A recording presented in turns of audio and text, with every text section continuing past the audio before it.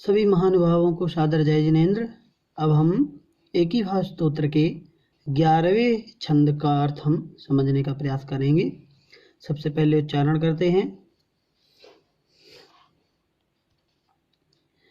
जानासि, जानासि, इसको पढ़ेंगे क्या? जानासि त्वम मम भव भवे यच्च यादृक्च यच्च यादृक्च दुःखं जातं यस्य स्मरणमपि मे शस्त्रवन्निस्पिनष्टि शस्त्रवन्निस्पिनष्टि शस्त्रवन्निस्पिनष्टि त्वं सर्वेशः सकृप इति च त्वामुपेतोऽस्मि भक्त्या यत्कर्तव्यं तदिह विषये देव एव प्रमाणम्।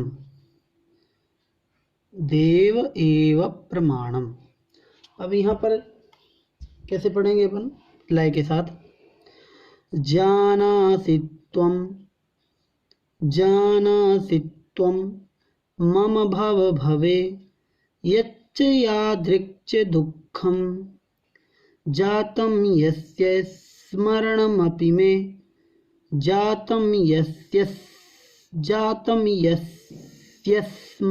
इसको इस सा को भी इसमें टच कर देंगे, है ना, तो ज़्यादा सही रहेगा। और पूरा यहाँ तक बोलेंगे।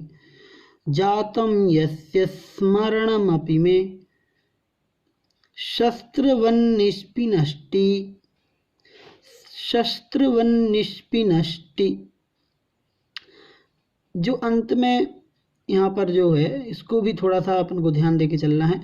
लेकिन हाँ, एक बात और है, जहाँ पर पंक्ति खत्म होती है, मतलब पूरी हो जाती है पंक्ति, वहाँ पर जो कभी कभी उच्चारण के लिए हमें ह्रस्व को दीर्घ भी करना पड़ता है।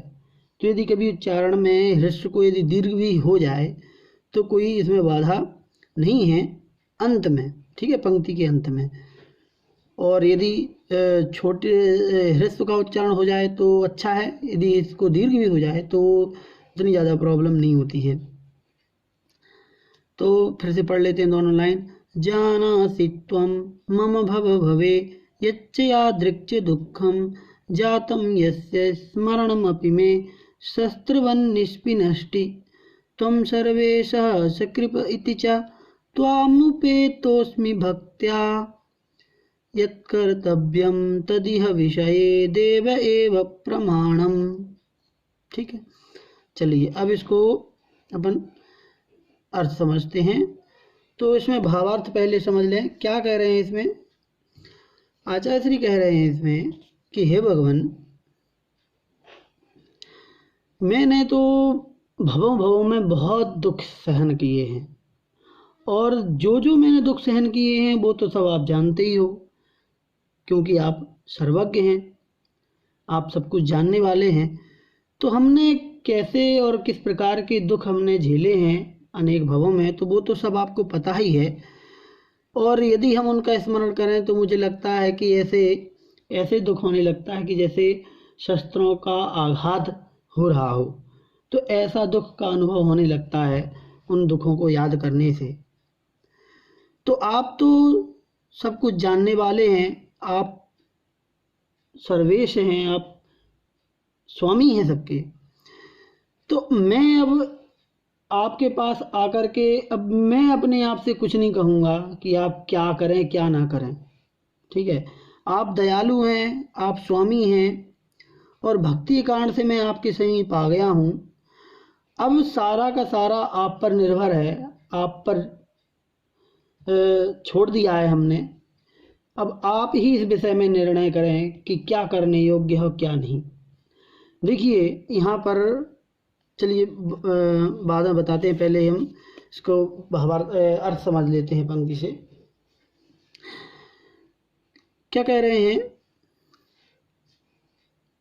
कि हे भगवान, मम भव भवे, मेरे भव भव में, अनेक भवों में, यच्च, यच्च यहाँ पर संधि होगी यत च, ठीक है, यच्च, तो यत मतलब जो, च मतलब और, यादृक् च, यादृक् च, यादृक् मतलब जैसा, ठीक, दुखम दुख, जो और जैसा दुख, जातम हुआ है, ठीक है। तो हे भगवान, मेरे भवों भवों में जो और जिस प्रकार का दुख हुआ है, मुझे प्राप्त हुआ है, तुम जानासी, आप उसे जानते हैं कि मुझे भव भव में कैसा और किस प्रकार का कौन सा दुख हुआ है।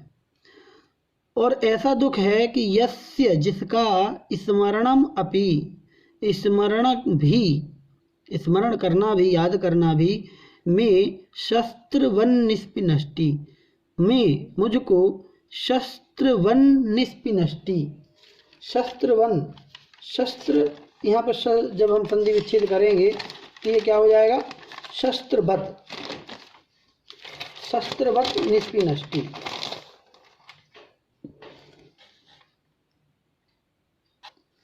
तो यहाँ पर शस्त्रवन निष्पिनष्ट का संधि विच्छेद यदि हम करेंगे तो ऐसे बनेगा, शस्त्रवत, शस्त्र के समान, निष्पिनष्टि, बिल्कुल निष्ठुरता से आघात कर रहा है, ऐसे जैसे कि कठोरता से प्रहार कर रहा हो, ऐसे दुख का अनुभव होने लगता है जब हम अपने उन भवों में भोगे हुए दुखों का स्मरण करते हैं। तो हे भगवान, मैंने जो दुख सहन किए हैं वो तो सब आप जानते ही हैं, क्योंकि यदि हम उसका स्मरण करेंगे तो वो शस्त्रों के आघात की तरह हमें दुख पहुंचाते हैं।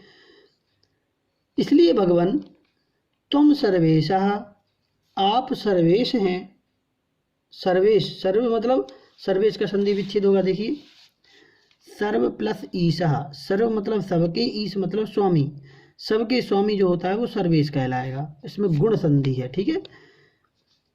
यहाँ पर आ है और यहाँ पर ई, आ और ई मिल करके क्या बन जाता है, ए, सर्वेशः, ठीक। तो गुण संधि है, इन संधियों को भी याद रखना है ना, ये भी पूछे जा सकते हैं आप सबसे। तो तुम सर्वेशः, आप सर्वेश हैं, सबके स्वामी हैं, सकृप, कृपा सहित हैं, आप दयालु हैं, इति, ऐसा भी हम जानते हैं। त्वम उपेतोस्मि भक्त्या, इस कारण से हम भक्त्या, भक्ति पूर्वक, भक्ति के माध्यम से, त्वाम उपेतोस्मि, इसका संधि विच्छेद देख लेते हैं, त्वाम उपे, यहाँ पर थोड़ी सी गलत हो गया,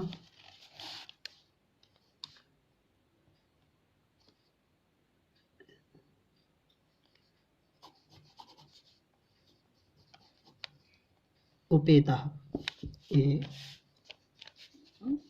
त्वाम उपेतः अस्मि, ठीक है, ये सही हो गया।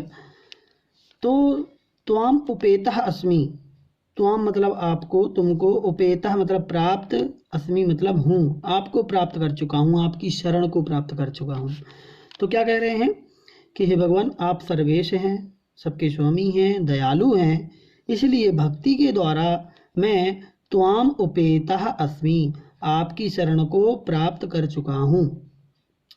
अब क्या होगा, यत् कर्तव्यम तदिह विषये देव एव प्रमाणम, अब क्या करना है, तत् इह विषये, तो फिर यह विषय, इस विषय में, ठीक है, इस विषय में, यत् कर्तव्यम, जो करने योग्य है, कर्तव्य, कर्तव्य का मतलब होता है करने योग्य, तो यत् कर्तव्यम जो करने योग्य है, देव, तत् देव एव प्रमाणम, उसके लिए तो देव एव प्रमाणम मतलब आप ही प्रमाण हैं भगवान, आप ही उसके लिए प्रमाण हैं, आपकी ही ऊपर निर्भर है ये, आप कि आप उसके उस विषय में क्या करना चाहते हैं, क्या नहीं करना चाहते हैं, ये हम आप पर ही छोड़ते हैं।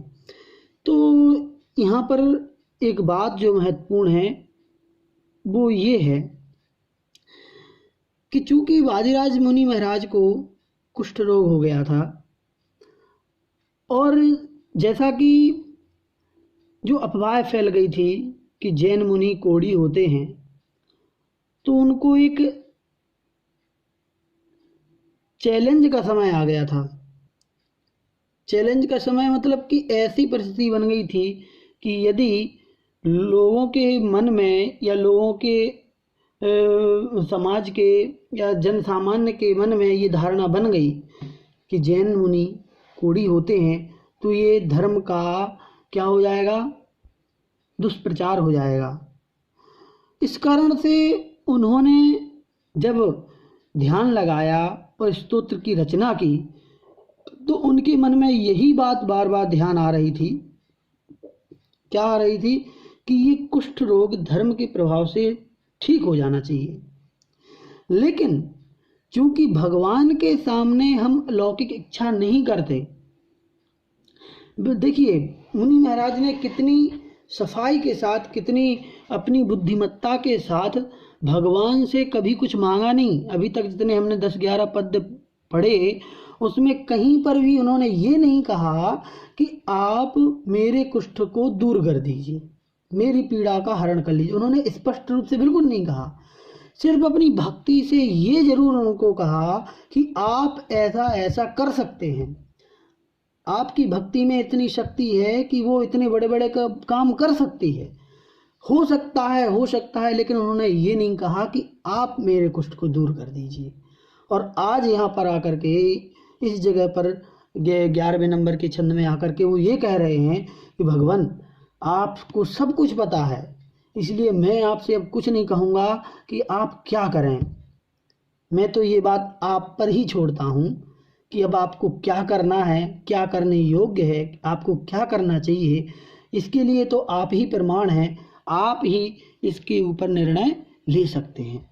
मतलब कितनी बड़ी बात है कि भगवान से हम कुछ मांग नहीं रहे हैं और बिना मांगे ही सब कुछ मिलता चला जा रहा है।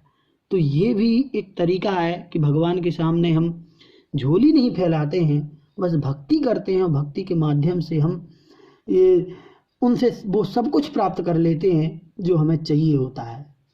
तो हमें भी यहाँ पर एक बहुत अच्छी सीख मिलती है और समझना भी चाहिए कि हम भगवान के सामने मांगे नहीं, लेकिन अपनी भक्ति को इतना उच्च स्तर का बना दें, अपनी भक्ति को इतना उत्तम स्वरूप प्रदान करें जिससे कि वह अपने आप बिना मांगे ही वो चीज़ मिल जाए। तो आशा करते हैं आपको यह श्लोक समझ में आया होगा। जय जिनेंद्र।